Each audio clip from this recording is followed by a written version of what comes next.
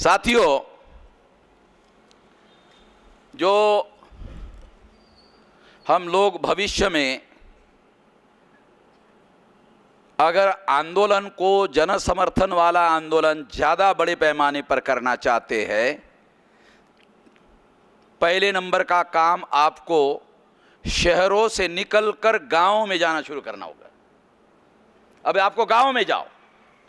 मैंने एक प्रयोग करके 17 तारीख को अकोला के पातूर तहसील में आपने देखा होगा कितना क्राउड था, प्रयोग करके दिखाया है। मैंने उनको कहा गांव में जाओ, अभी शहरों में मत जाओ।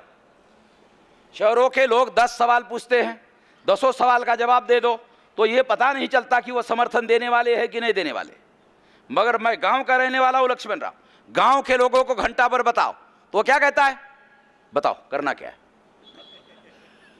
गांव के जो लोग हैं वो कहते हैं बताओ करना क्या है, तैयार हो जाते हैं। उनको जल्दी समझ में आता है, क्यों? वो भुक्तभोगी है, उनको डेली परेशानी का सामना करना पड़ता है, उनको किताब पढ़ने की जरूरत नहीं है, उनके साथ डेली अन्याय होता है तो उनको बहुत जल्दी समझ में आता है। तो सबसे पहले आप लोग गांव में जाओ। हमारी संख्या गांव में ज्यादा है, हमारे लोगों का शहरीकरण नहीं हुआ है। बाबा साहब ने कहा था शहरों की तरफ जाओ, मगर हुआ नहीं है। तो हम लोगों को गांव की तरफ जाना होगा, बसने के लिए नहीं, जगाने के लिए जाना होगा। गांव में जाओ, उनको जगाने का काम करो, जागृत करने का काम करो। जो जितने जागृत होते हैं उनको संगठित करने के लिए बड़े रैलियों में लेकर आओ और विशाल आंदोलन के साथ जोड़ो। अगर आप ऐसा करते हो तो ये आंदोलन सारे देश भर में विशाल आंदोलन होगा। ये संगठन 46 साल का समय लगाकर हमने 31 राज्यों में फैला दिया है, 567 जिलों में फैला दिया है, 674 जिलों में फैलाना है और 6 लाख गांव में फैलाना है। अब 6000 तहसीलों में फैलाना है, 4000 तहसीलों में फैला चुके हैं, 1.5 लाख गांवों में फैला चुके हैं। अगर हम 6 लाख गांव में फैल जाते हैं तो इसका इतना बड़ा आंदोलन भारत में जन समर्थन वाला कोई भी नहीं होगा। और मैं लोकतांत्रिक तरीका बता रहा हूं। आर्टिकल 19 के तहत जो अधिकार हम लोगों को दिया गया है, पुलिस के लोग, जिलाधिकारी के लोग 44 लगाते हैं, 37 लगाते हैं। मैं जिलाधिकारियों को चेतावनी देता हूं कि ये ब्रिटिश लोगों का बनाया हुआ 37 और 44 है, ये आर्टिकल 19 का उल्लंघन है। बराबर है? वकील को पूछो। मैं वकील नहीं हूं मगर वकीलों को मार्गदर्शन करता हूं। आर्टिकल 19 पढ़ लो, मौलिक अधिकार है, संगठन बनाने का, संचालन करने का, आंदोलन करने का मौलिक अधिकार है।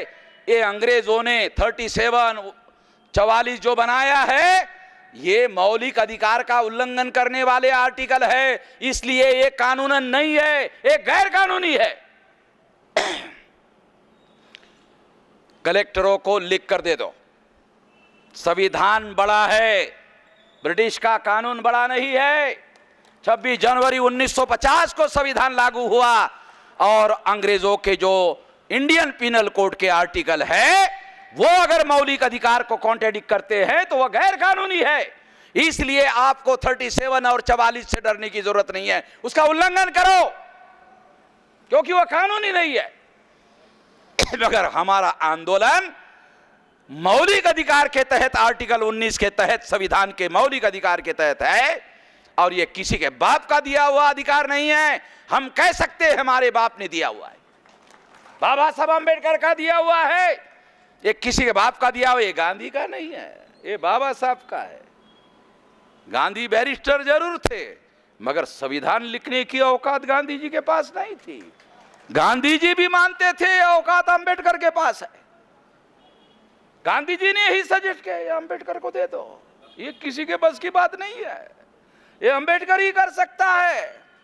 और इस तरह से ये हमारे बाप के द्वारा दिया हुआ अधिकार है, इसलिए हम हर ताकत, हर शक्ति संविधान की रक्षा करने के लिए भी लगाएंगे और संविधान के आधार पर विशाल आंदोलन खड़ा करने का भी काम करेंगे।